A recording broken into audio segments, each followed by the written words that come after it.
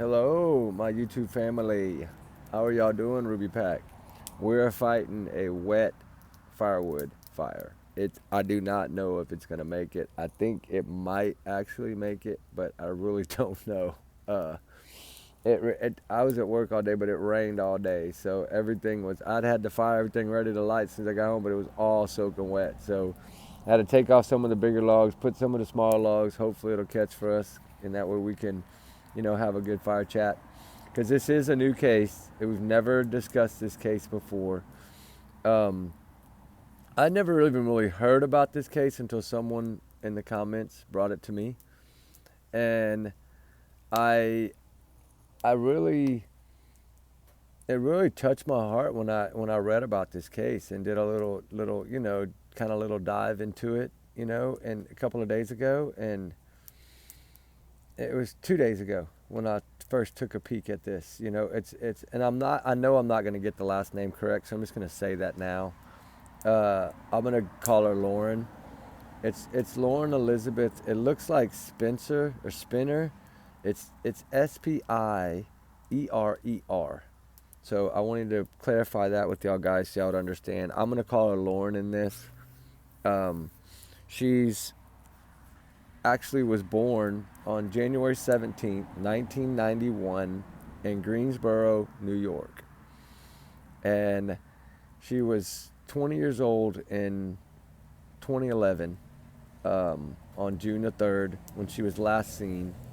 Less than, say, probably 200 or 300 feet from her apartment door or elevator, whatever you want to call it. They're on the College of IU in Indiana uh, State University.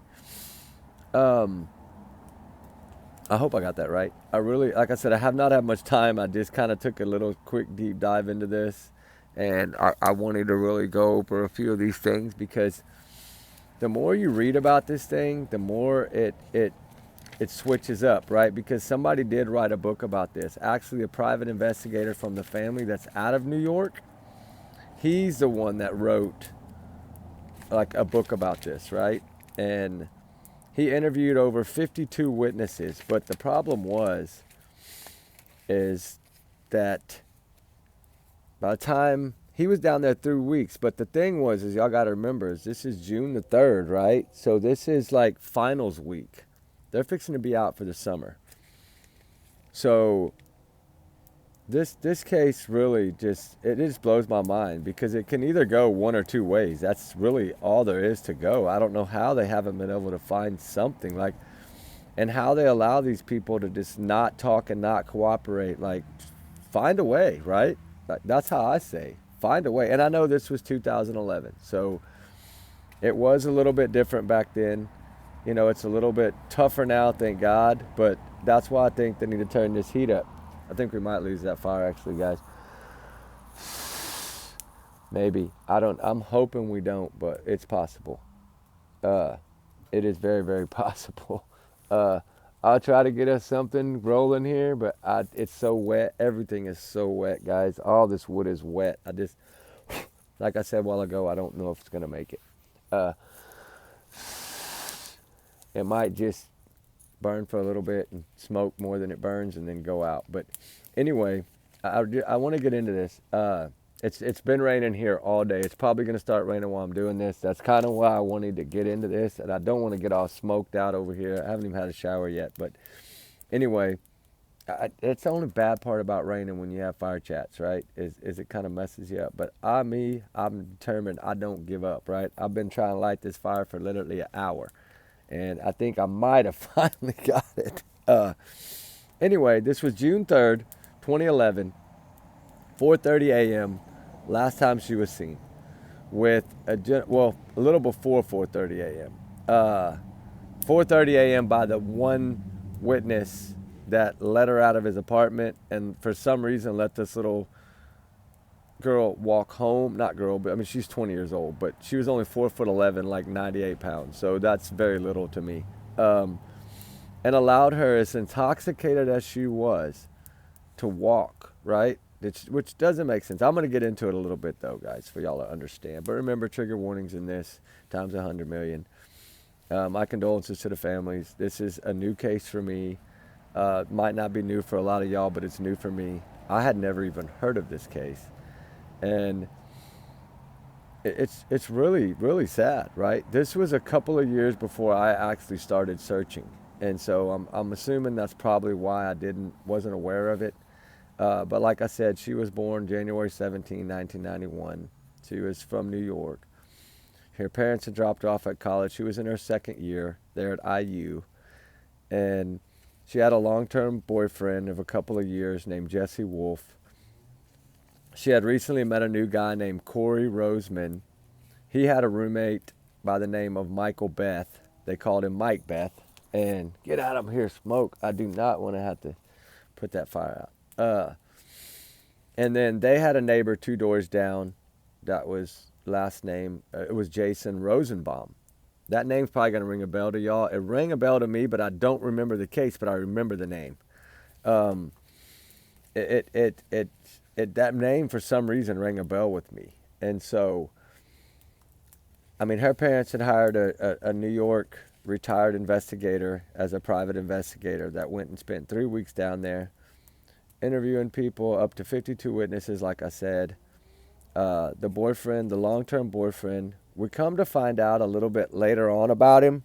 So I'm going to go over the first part of this thing is kind of what is out. You know, I really want to understand, because according to camera footage, right, from these little bars and these places, this is kind of what was seen in the beginning of this, because we had, okay, her long-term boyfriend, Jesse Wolf, which it was at home with a few friends watching a basketball game. But y'all are going to realize basketball is brought up more than once in this thing. So on the other hand, she had been to Indianapolis 500, didn't go with the boyfriend, went with some other friends.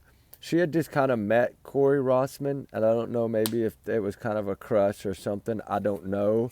She had told Wolf, Jesse, she wasn't going to spend the weekend with him. She was spending it with friends. And then on the 2nd of June, she had told him that she wasn't going to hang out with him that evening. She had a migraine. She was going to stay home in her apartment. Well, that's not what happened, guys. Around, I think, 8:45, 9, between 9 and 9, she's seen at her little apartment complex. You know, she lives on the 5th floor. There's an elevator, everything to get up and down. And right by the campus, right? She's seen walking out. She got her phone. She had on a white shirt, black leggings. She's headed out to go to a little get-together thing that ended up being at the Rosenbaum guy's house, which is kind of 2 doors down from Corey Rossman, the new guy that she had kind of become friends with, I guess, over a few days. She didn't know him that well, according to the sources, but I think it was maybe, like I said, a little crush thing. I don't know. You'll understand more in a little while when I get to it. I got to lead up to it, but so y'all understand it. But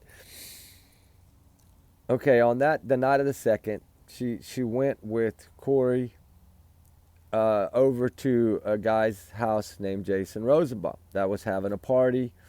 He was serving drinks, all this and that. You got to remember, though, she's only 20, right? So she's not old enough to even be served alcohol by an adult, unless it's, you know, of course, mother or father, right?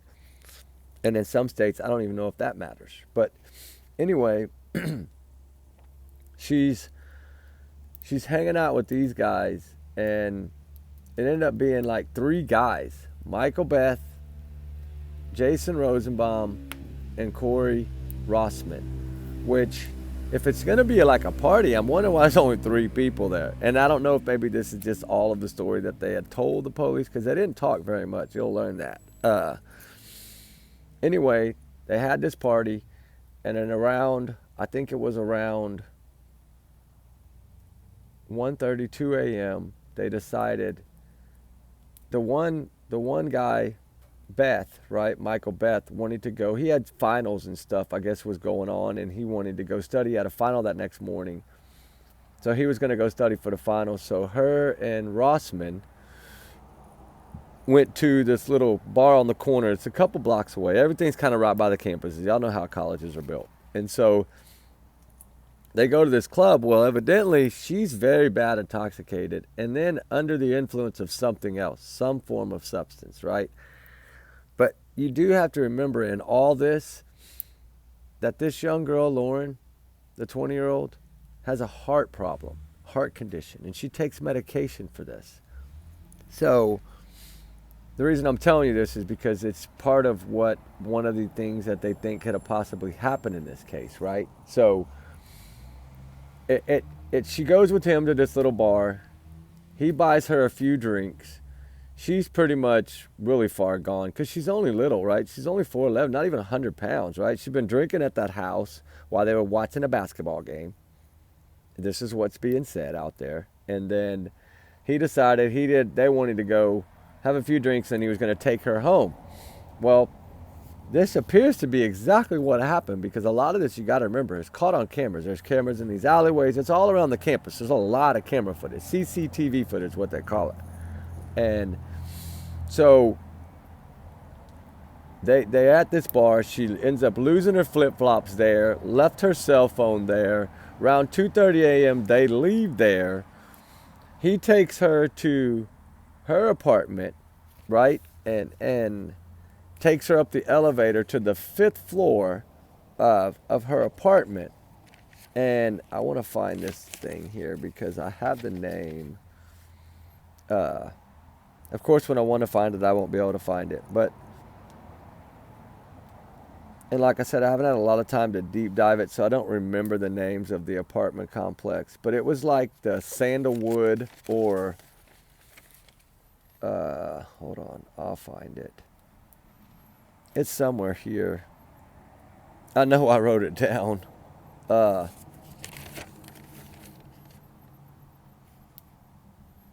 Okay, holiday weekend. We talked about that. Okay, it's called Smallwood at 9th and College, okay? This is where she lived, and it had an elevator that went up. She was on the 5th floor. And remember, I told you she had a long-term boyfriend, right, named Jesse Wolf. So he's taking her up the elevator to her apartment to drop her off, right? Corey Rossman. I think there may be a new crush or whatever it might possibly been. I don't really know. But anyway, they hadn't known each other very long. It says they just kind of met. So I think she blew off the boyfriend, had been spending the weekend with this guy, and then went out with him this night of June 2nd. And then going into June 3rd, right, because it was 2:30 in the morning or so when they left the little Caroli's little pub, like bar place. And like I said, she had lost her phone. She had lost her flip-flops, yellow flip-flops. And he gets her to get off the elevator. They go to get off the elevator. Well, there's 4 guys that are friends with the Wolf guy. They're in his fraternity. They're his fraternity brothers. So they see this guy with their buddy's girlfriend, right? And they're like, hold on, what's going on? Well, evidently there's a little bit of an altercation. Evidently Corey, I guess, is trying to tell him, hey, just, I'm trying to get her, whatever it may be. They didn't allow them out of the elevator from what I understand. And one of the frat brothers punches Corey Rossman in the face. And so they shut the elevator, I guess, went downstairs and left. So she left with him again. Well, she starts staggering, and you can see it on camera. So he kind of picks her up and puts her over his shoulder and carries her to his apartment. Well, by the time he gets there, which was a couple of blocks, he's kind of sick and nauseous, whatever, supposedly.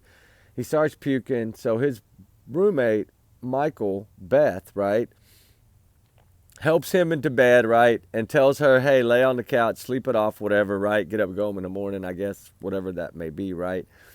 She's saying no, she wants to keep partying. This is what Michael Beth is saying. Now, remember, the boy that she was with, Corey, that had taken her to the club and carried her home and carried her back to his place, the one that seems like he's kind of taking care of her, has now passed out in his bed, and she's in the living room on the couch, and then evidently she wanted to keep partying. He's like, I got my final. I'm tired. It's like 3 a.m. by then.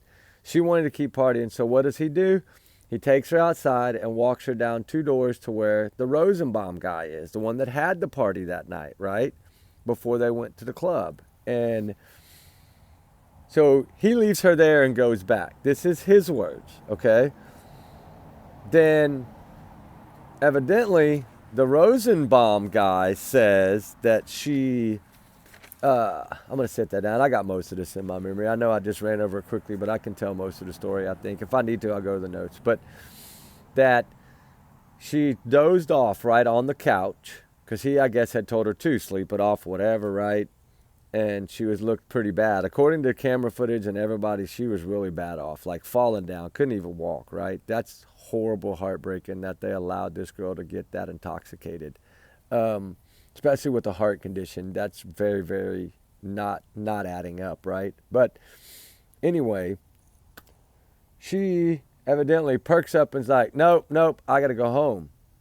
Well, evidently Michael Beth had just left a little before 4:30, but then, so she decides to leave at 4:30.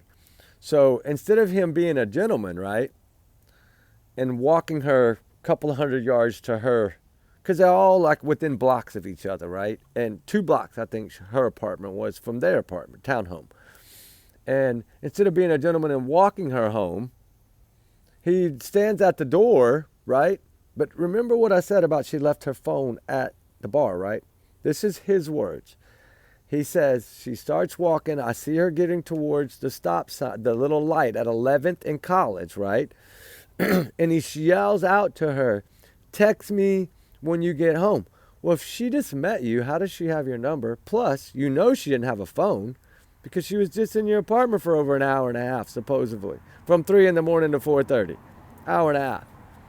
And you should know she doesn't have a phone with her. She doesn't have shoes. But you're going to shout at her at 4:30 in the morning to text you when she gets home? Makes no sense, does it? But guess what? She's never seen on camera. He says he saw a cloudy looking figure that looked like it was standing next to her at the stop sign. So I took it as, I tried to take their statements first and try to compare it to the second half of this, right? Because I'm fixing to get into the second half of what this private investigator really felt something was not adding up, right? He felt like it was one or the other, okay? He felt like something happened with these boys that got out of hand and something bad happened. Either her heart condition and she hadn't taken her medicine that evening and say that she passed away, right? Well, they would probably freak out, most likely, and being partying and drunk and being substances involved. That's what happens when college kids do stupid things, right? When they do something besides drinking. Plus, you don't give alcohol to a minor. You just don't do that. That they could get you for that as well, right? So either A, something happened to her there, or the one that was taking care of her. The problem didn't seem to happen till after the Rossman boy got sick and passed out, right? And then the Michael Beth guy took her to the other guy's house. That's when it seems to get wishy-washy. Because all the camera footage of Rossman taking care of her, taking her home, you see her getting out, trying to get off the elevator with him. He's trying to get her to her door. He seems respectable, like he's trying to do the right thing, right? Like, that's why I think maybe he had maybe had a little crush on her, but she kind of had a boyfriend, so he knew he'd kind of stay back a little bit, but maybe become friends. And he seemed to look out for her. He bought her drinks. He did, which he shouldn't have bought her drinks. I get it. But in college, we don't know. He might not have known about her heart problem. I don't know. But evidently she liked the party, right? So that is part of this. But it's still heartbreaking no matter what. And anyway, nobody deserves it at all. What the outcome of this case is so far, what we know so far, which is not much. But anyway, I feel like maybe he was the good guy and the other two were not, right? And so that's supposedly how this all went down with Mr. Rosenbaum, Jason Rosenbaum, saying he saw her walking. Remember, she screamed to text me when you get home, right? Knowing she didn't have a damn phone. Come on. She didn't have a phone. She didn't have shoes. She didn't have nothing with her. And another thing that's going to get y'all in a minute is the other twist that I'll throw in just a minute. But anyway, so supposedly he said he saw what looked like a figure maybe coming up next to her. And when he shouted at her, whatever, and then he closed the door. And that was it. Right? But she's never seen on camera anywhere. So that only in the areas where she was with the other guy was she seen on camera, right? Outside the bar, outside going to her place, going back to his place, him carrying her. They have all that on footage. So I'm guessing whenever the punch happened in the elevator with the boyfriend, long-term boyfriends, frat buddies, maybe he ran and she ran with him, I guess scared maybe. I don't know. Maybe they both panicked and took off. So he was 4-1, right? I mean, he's going to get out of there, right? I don't know why she still didn't stay or they didn't grab her. If they're defending her, why didn't they grab her, right? And say, oh, hey, you live over here and get her to her place, right? If they're the boyfriend's buddies, frat brothers, they should have defended and taken care of her. To me, in my opinion, that's what should have happened. Sorry, I think that thing's going to go out, but it might not. Anyway, now to get to the other flip side of the story. When the investigator gets down there, he tries to talk to Jesse Wolf, right, the boyfriend, which there's a little bit of story about the boyfriend because, anyway, he was very jealous type. He was overprotective. He wanted to marry her. He loved her, but he was very, very jealous, which tells me one thing. If he's worried about what she's wearing and he's worried about where she is at all the time, something's not right. It's either one or two ways. Either she does have a bad party problem and he has to babysit her a lot, and that's how it's been since probably high school, or he's just one of these that doesn't trust, and maybe he had a reason. I don't know. She was with another guy. Maybe he had a reason not to. I don't really know the whole story, but I know that he was the one that reports her missing. Okay? At the crack of dawn that morning or whatever, he's already texting and calling her phone. Then gets somebody from the bar that has her phone, messaged him back, and I guess let him know that her phone was left there. So then he automatically reports her missing. Didn't go check her house or apartment, just reports her missing. Right there. And knowing that his frat buddies had punched this guy, I'm sure he already knew, right? Probably knew the whole thing, right? Because supposedly his alibi that he had was he was at home watching a basketball game. So there must have been a college basketball game or something on that night that a lot of people wanted to watch because that's what was going on at the other party, was a basketball game. So that's why I was telling y'all you're gonna hear it twice, right? And then needless to say, let me throw one more little key thing in here before we get too far. That next day, the next morning, a woman going to work finds her keys in the alleyway of the next to the bar where she lost her shoes and her phone. Okay, that's another red flag to me. Now you got phone left behind, shoes left behind, now your keys left behind. Why would she walk home without her keys? Make that shit make sense. If she didn't have a phone, she didn't have keys, she didn't have her shoes. And this dude says he told her, yelled at her down the way when she was walking to text him when she gets home. Why would she have gone home if she didn't have keys? Drunk or not, if she didn't have her keys, she wouldn't have gone home. Damn sure wouldn't have walked home. Not in my book. But then again, anything's possible. But this guy seems to think something may be wrong with Jesse Wolf, the boyfriend, because of how he called it in right away and kept texting and blowing up her phone and all of that stuff. And evidently her phone was at that bar.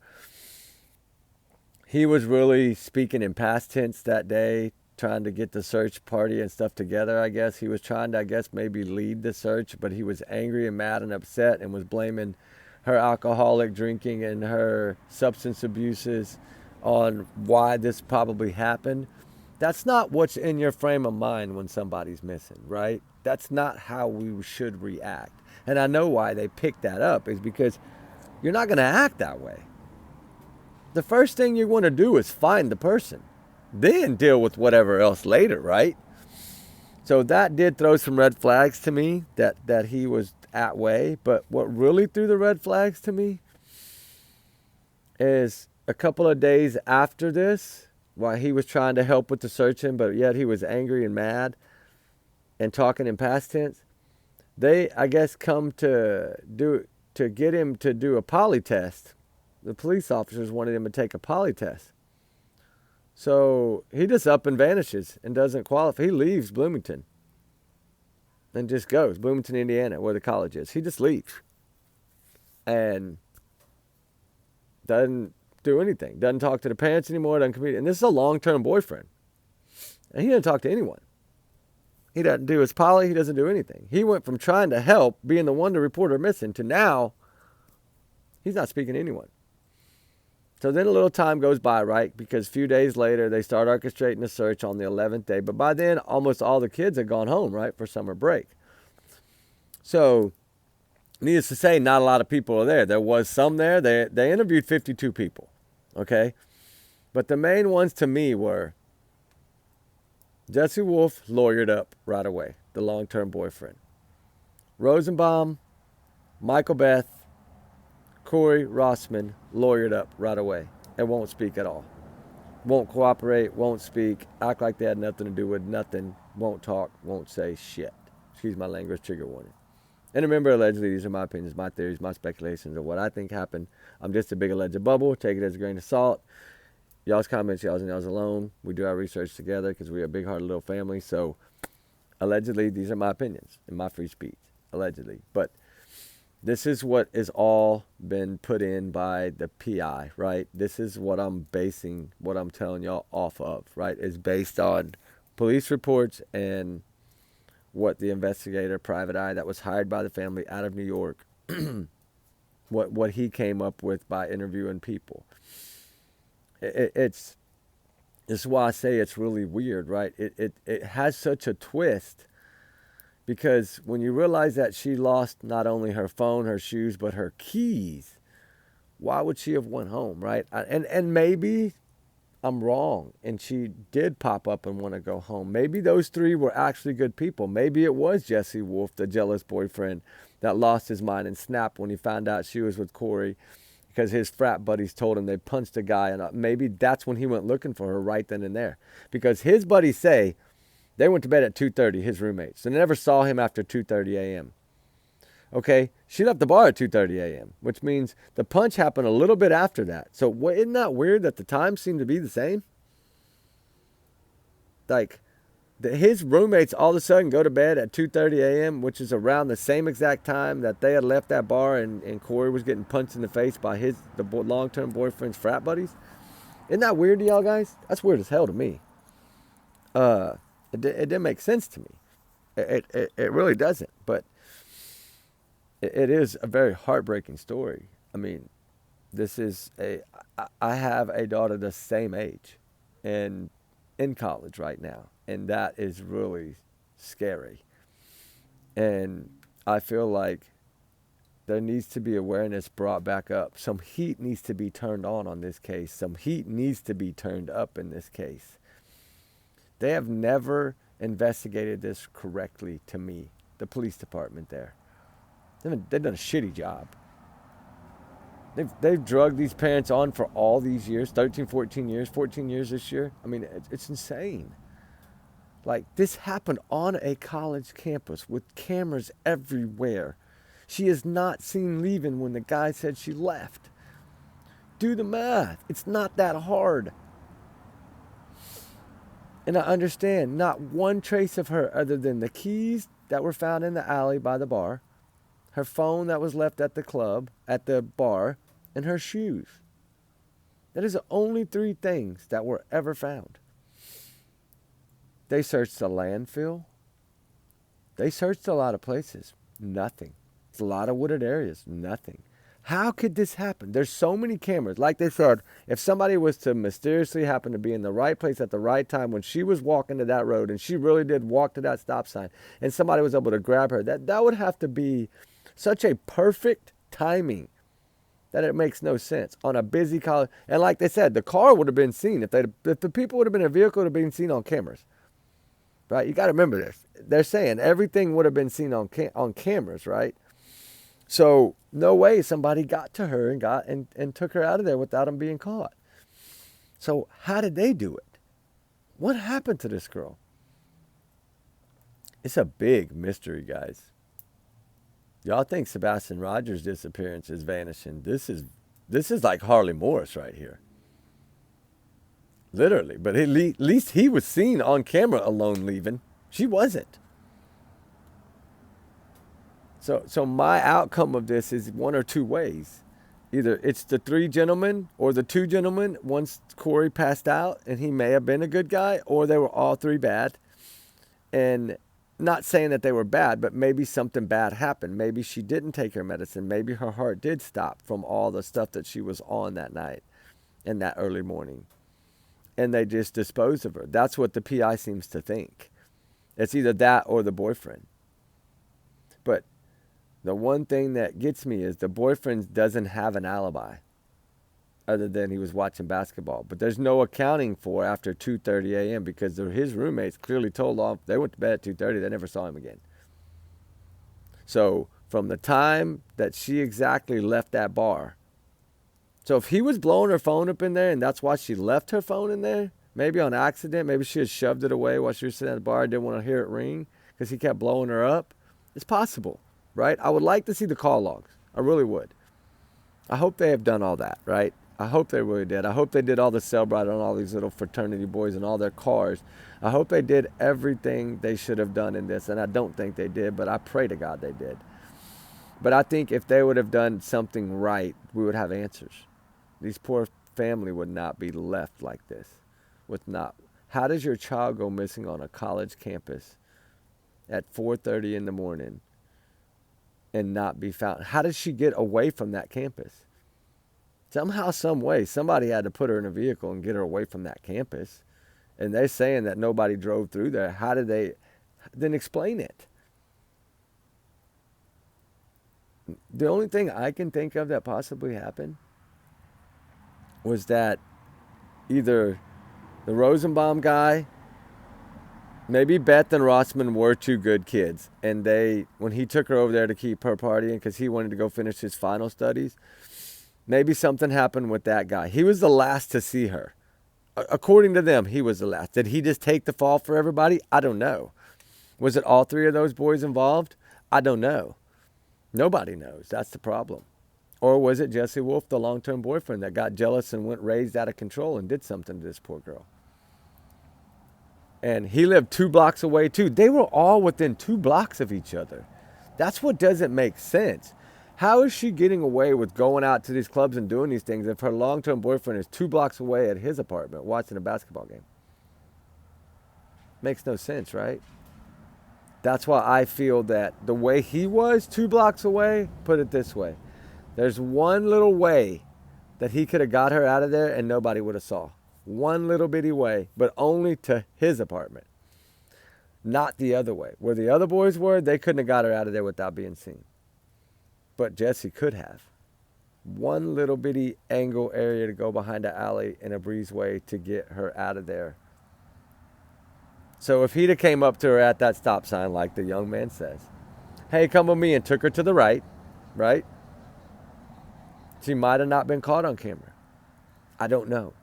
But it's so hard because there's a tree there by the camera, and they said if she would have came up to 11th like he said, she would have been seen on that camera. So did Jesse meet her before the tree and take her back across that way to not put her up under that light, right? That illuminated light that would have picked her up. I don't know. So maybe he did watch her walk 100 yards and then right before the tree, Jesse popped out and took her that way. I don't know. Or did the other 3 do it? Or did the Rosenbaum, one of them, do it, right? I mean, they all lawyered up right away, immediately, right? All of them. So something went sour somewhere. And we have to dig on this case. I'm sorry. I hope y'all feel this way. I mean, I feel like we need to take a deep dive into this case. And we need to learn these areas. And I know we have Sebastian in summer and some other searches planned for the summer.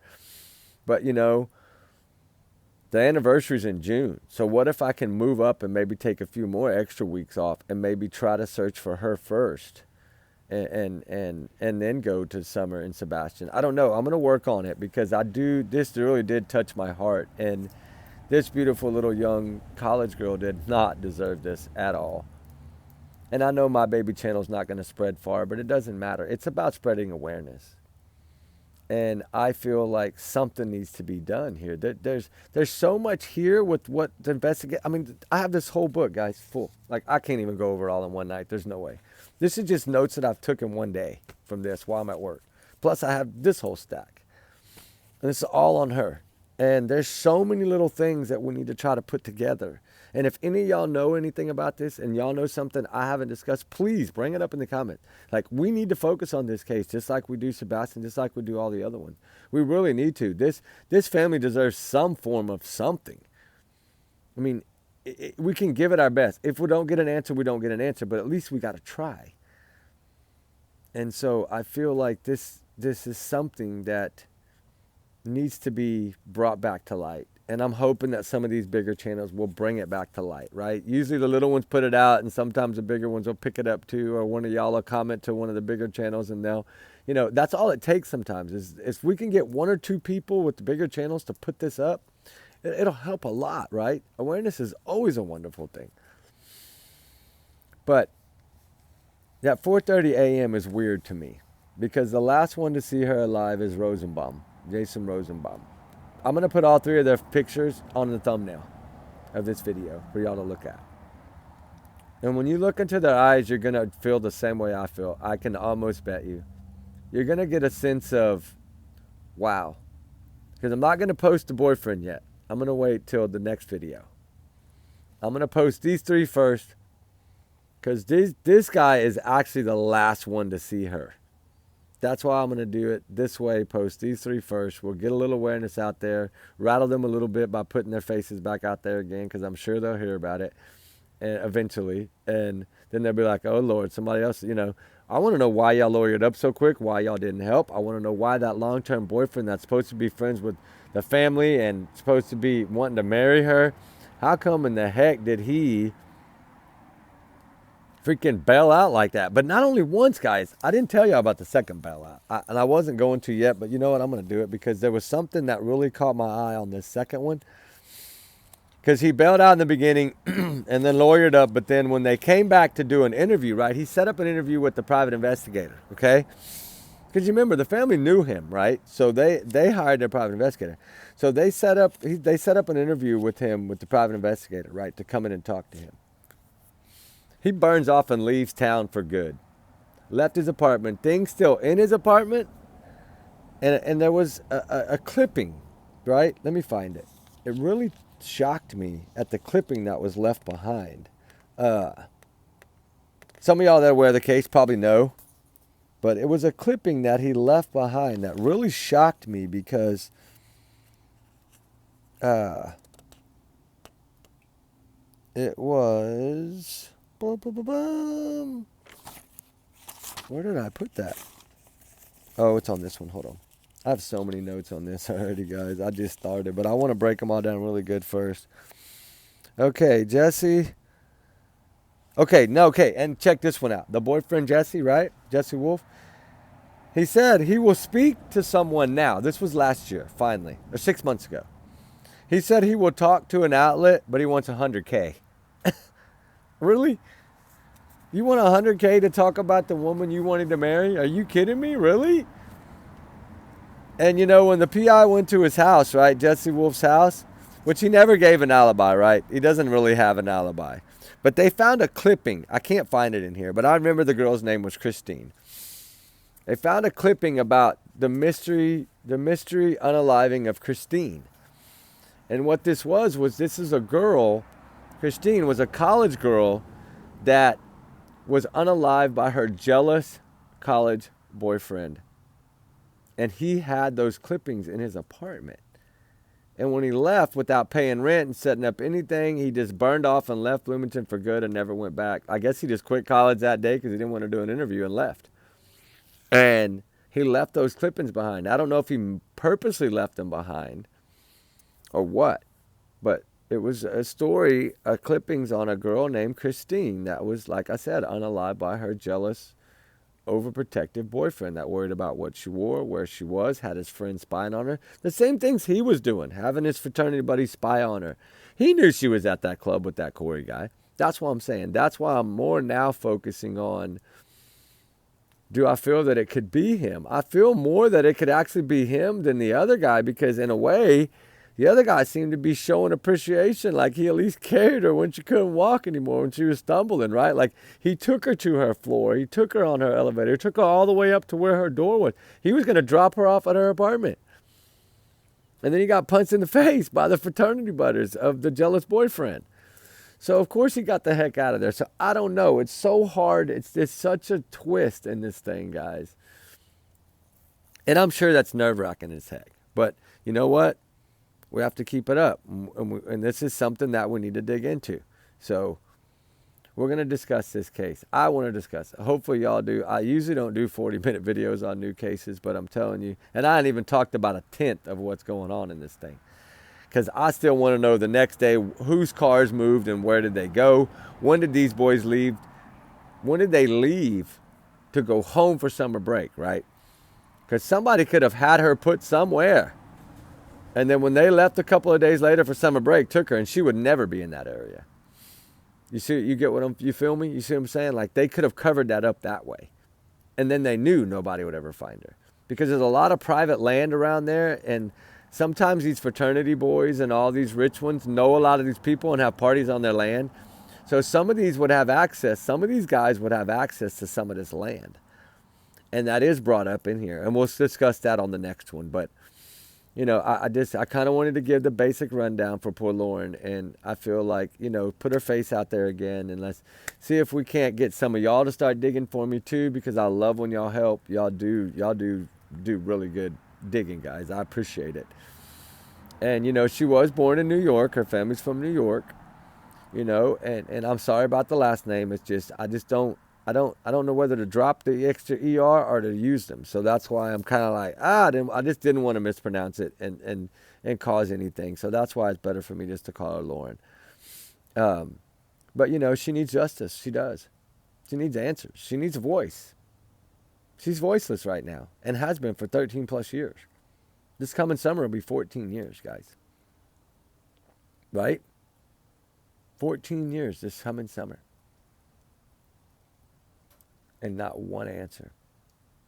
And not one shed of nothing other than 4 guilty boys that lawyered up. So one of my twist things that I want to discuss in the next video was, were they all involved? I don't know. But we need to try to do something to try to help. And we can't sit here and do nothing, right? Yeah, it's a little bit more work, but that's okay. We like work, right? We love grinding for true crime. And anyway, I'm going to get out of here because this fire's not doing much of nothing tonight. It's too wet. But I'll cut some dry wood out of the thing tomorrow and have a big old extra double fire for y'all guys, okay? Sorry that this one just kind of barely went. But anyway, we love y'all guys. We appreciate y'all guys. Justice for Lauren. And she needs a voice. We need to help, right? We do need to help. I hope y'all agree with me on this. I feel that she needs, we got to at least dig a little deeper. And I gave it to my team already, and I told them, dig this to the damn fullest. I want to know every one of these people's backgrounds and what they've done after college, right? Because this long, they're already in their careers. I want to know, have any of them been arrested for anything? Any of them been in jail for anything? Any of them committed any other crimes? I want to know any of that. So I want to dig a little bit. And we'll see what we can do. But the Mike Carvalero is the one from New York. That's the private investigator on the case. He's helping the family out. And you know, I reached out by email. I don't even know if it's going to work or not, but I wanted to let him know that, hey, we were going to do a couple videos on this. If he had any other information he could share with us, it would be great. If not, it's okay too. So we'll see what happens. This is all new. Like I said, I just got this case 2 days ago or yesterday. I might have even been yesterday. And I started looking at it while I was at work on my free time. I started digging and writing down and taking notes and reading and taking notes. That's why I don't have time to watch other channels, right? It's because I just don't have the time. But, you know, there's a lot of voiceless out here that need us. So justice for Lauren, just like justice for Sebastian, justice for all of them. All of them. Summer Wells, all of them. This is just one more added to our list of names that we need to at least keep trying to do something for us with awareness, and maybe see if we can find out something. I don't know.